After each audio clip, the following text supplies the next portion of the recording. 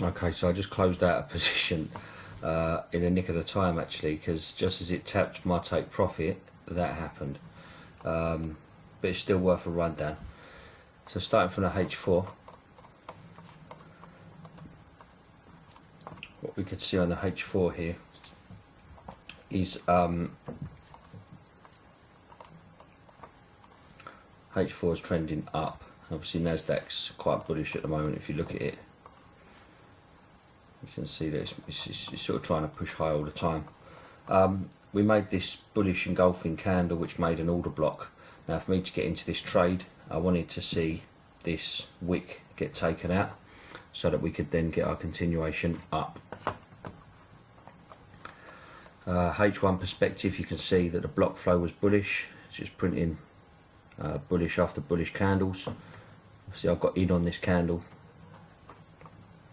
In fact, I think I got in on this candle, but the block flow generally was bullish.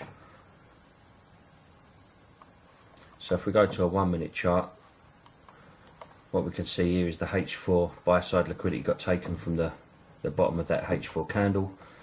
New ones opened up.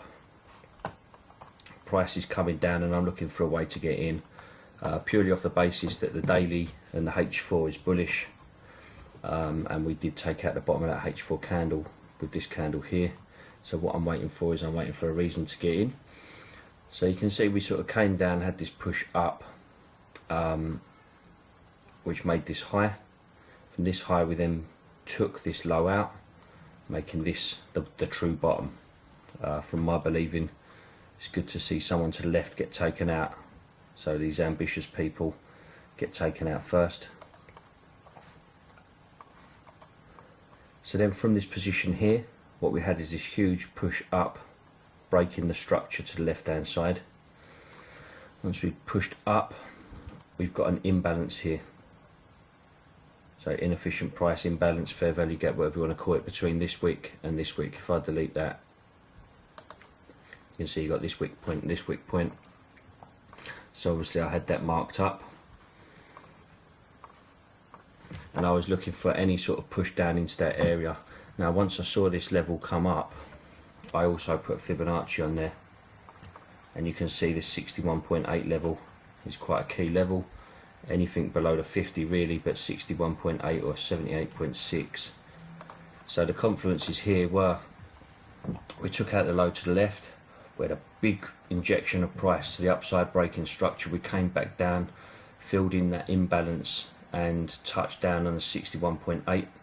From that list there, I got the confidence that I wanted to continue this long. Now the target was this juicy area. If you look at that, you can see it's almost a point of equilibrium. There's a little bit of to in and fro in here, so it's just a little bit of a juicy area. You have obviously got this high here, but the way the markets are at the moment, they're just not moving on great mass.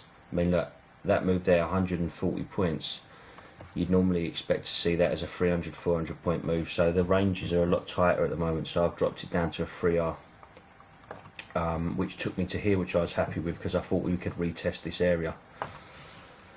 So I've got the trade on here with the stop loss around this position here, targeting up here as a 3 to 1. Now just so you can understand the psychology whilst you're in these sort of trades, it's all looking great. So from this position here we entered, we've made a new high, came down, broke here, made another new high. Now what you can start to see happen is price comes down again, and it actually prints a quasi or a head and shoulders. Quasi is like an imperfect head and shoulders pattern. Now you see that happen and you just have to look the other way a little bit because you've speculated what you think is going to happen. What you can't do is start looking at other candlestick prints along the way. Now you can see there is this level here that actually turned out to be a really strong level. Okay, we've got this level here. So you could argue, if you was a seller, that you was waiting for this return to impulse to continue down, which they would have been right. Yeah, because price did come up and then finally take it out and dump from that position. But I'm not a seller, I was a buyer, so it didn't affect me too much, but it did psychologically, because you've obviously got this high, this high, this high, and then I was actually laying on the bed away from the screen, but just I glanced at 1 minute thinking it's going to ping any minute now and tell me I've taken profit, and then I saw this big black candle print, which is why I hate going to break even. Good job I didn't go to break even here, because I would have got taken out with that. Now why did it do that? As you can see here, what you've got is you've got this push up and come back down. This is the very first pullback in the market for this move. So anyone buying might have tucked their stop losses just underneath here. Well, then that got retested and then ultimately taken out. So that is what that was about. Let's see if I can delete this.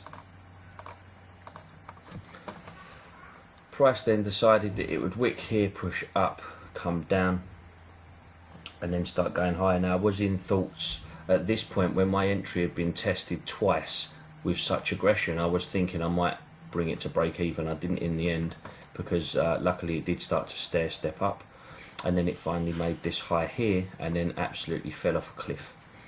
But that is the trade there. That was a 3-to-1.